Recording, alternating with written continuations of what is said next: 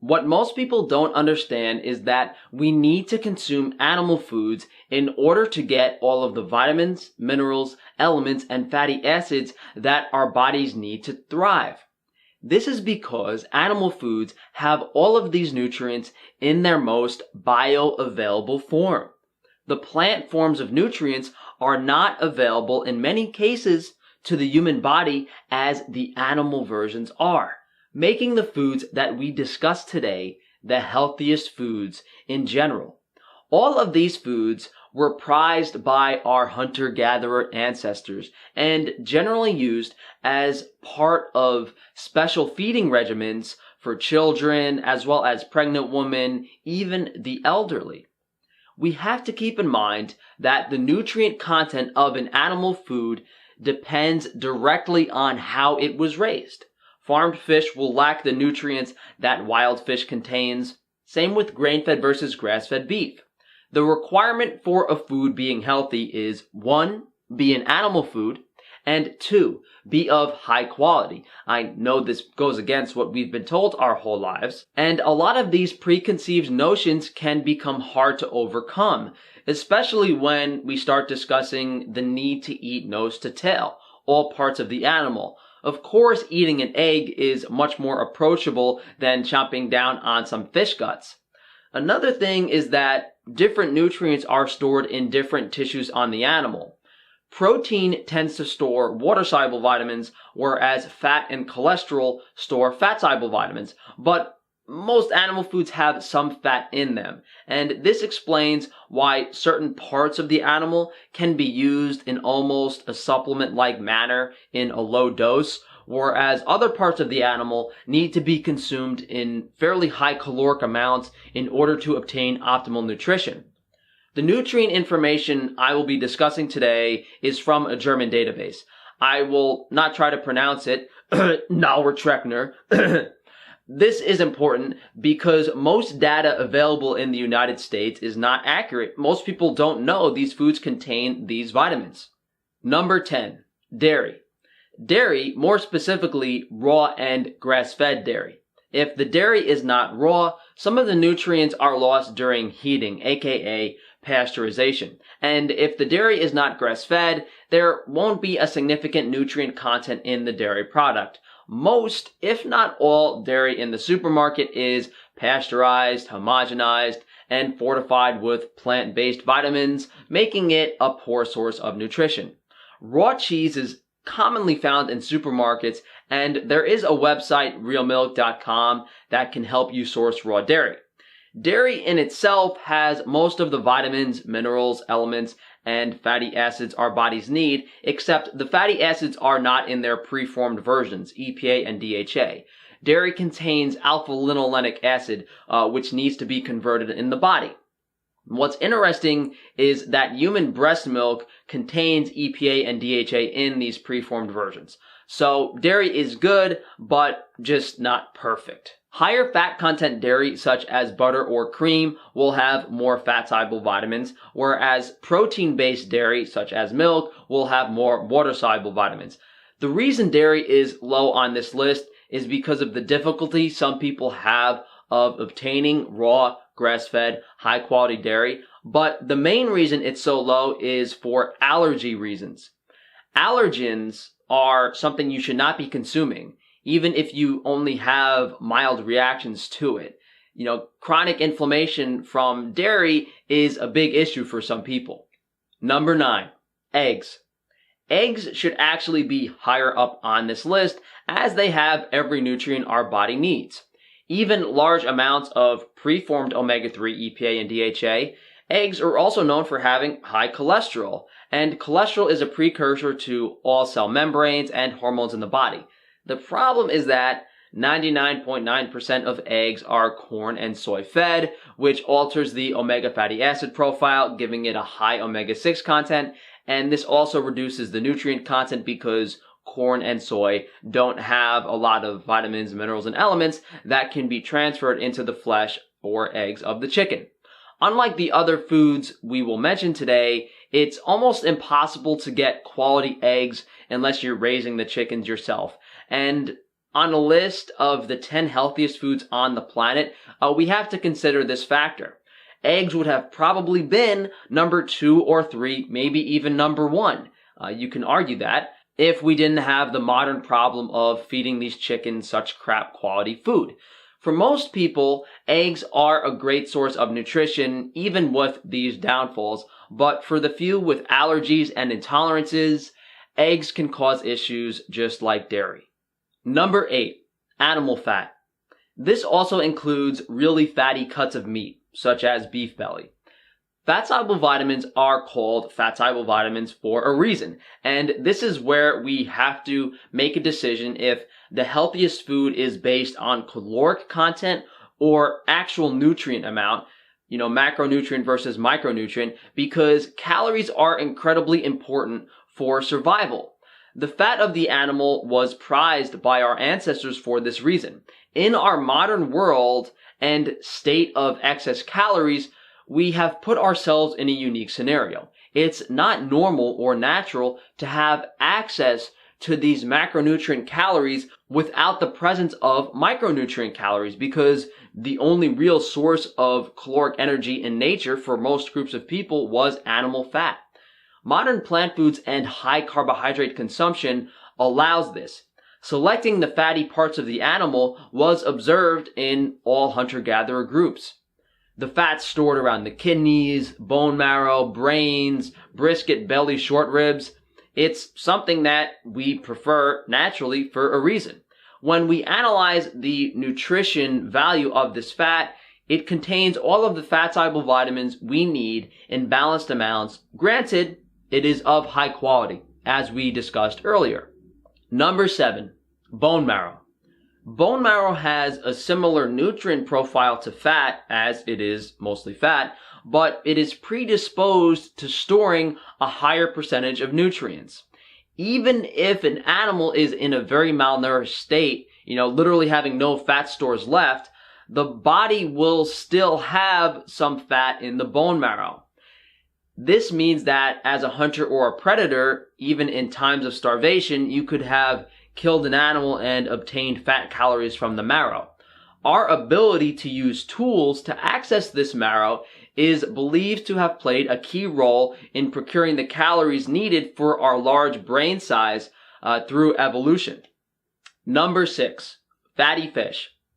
As we know, the fat content dictates the vitamin content to some degree. The same thing applies to fish. What's unique about fish is how they store fat. The leaner fish will actually store fat in their liver.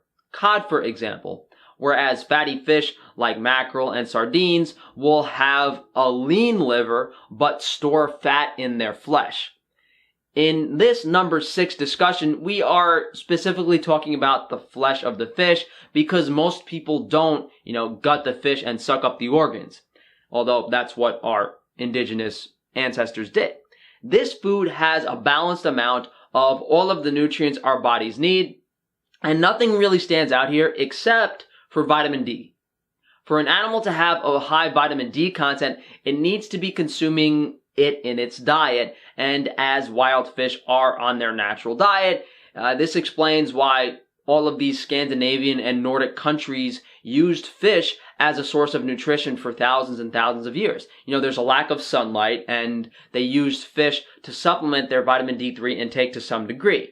And if you were to eat 1.5 pounds to 2 pounds of fatty fish per day, you would get several thousand IU of vitamin D3. Not enough to replace the sun, but it certainly makes a difference. Number 5, kidneys.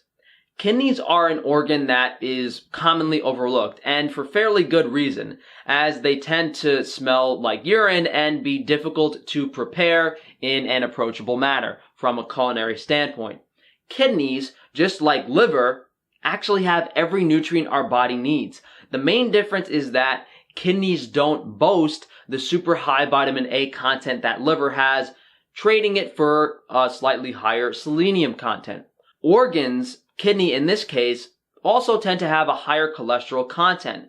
This takes the stress of producing cholesterol off of our livers, and cholesterol is also very important for hormonal production and cell membrane fluidity, as we mentioned briefly earlier with eggs. Number 4, brains. Animal brains are an excellent source of both macronutrient and micronutrient nutrition, arguably the most important food to ever exist in the human diet.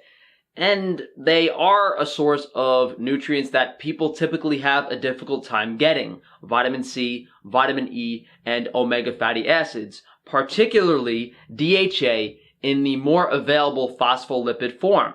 DHA occurs in several different forms, and when it's in this form, it can pass into the brain easier and be used more efficiently by the body.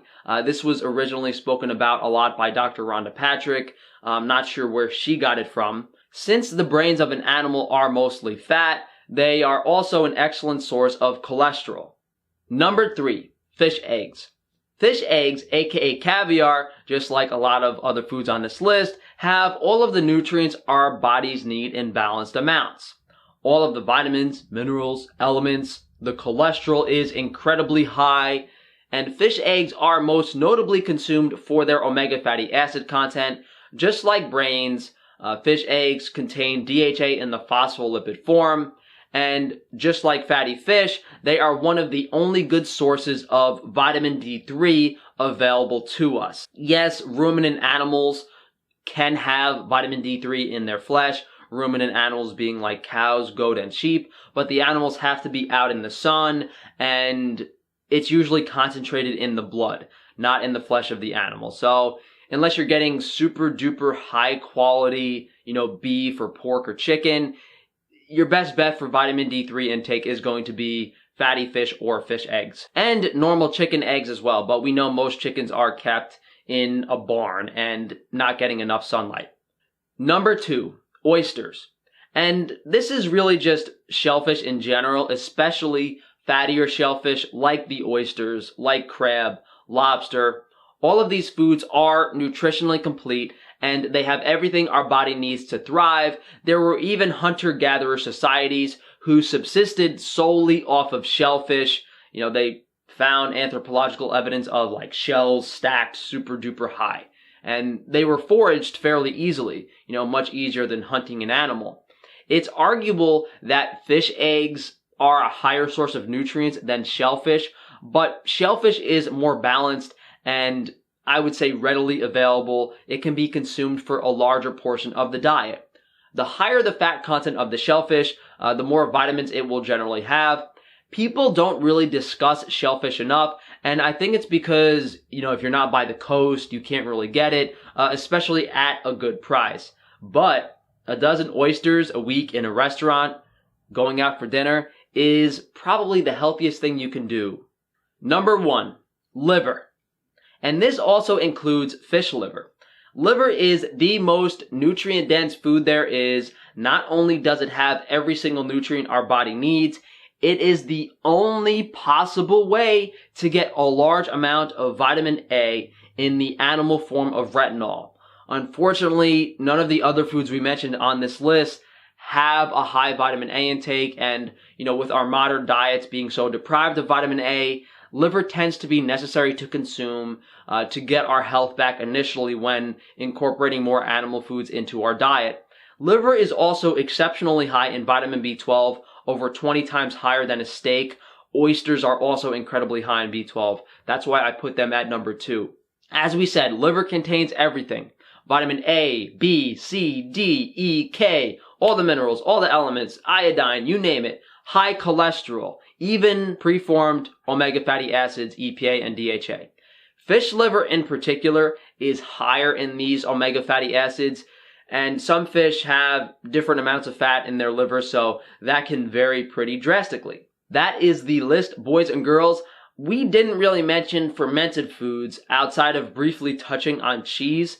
But when a food is fermented, it raises the vitamin K2 content, and every single indigenous group consumed fermented animal products in some form on a fairly regular basis. I will link a video discussing these fermented meats afterwards that you can check out if you would like to learn more about that. I will also link a video at the end here where I tasted every single organ on a lamb, and I had a pretty similar discussion to this. So thank you guys for joining me today. Please like the video, subscribe, and hit that bell icon. Share the video if you can. Recently, we've launched Frankie's Free Range Meat, providing you guys with high quality, nutrient dense animal foods at an affordable price. We have just about every food that was mentioned on this list, and if we don't have it now, we will have it in the future. So if you boys and girls want Frankie's meat in your mouth, you know where to go, frankiesfreerangemeat.com. Thanks again, guys, for joining me today, and enjoy the rest of your day. Is this like my new uniform now? Because alright, so white balance is hard to do, so I usually like wearing a white shirt. And then I kind of feel like I need to show off a little bit, you know, the bronze skin. And then the chain is just a joke, because I'm already an Italian guy wearing a wife beater. Why not take it to another step? I don't know if it necessarily makes me look unprofessional, but I can't wear a dress shirt with this hair. You know, I can't. I look like a mess.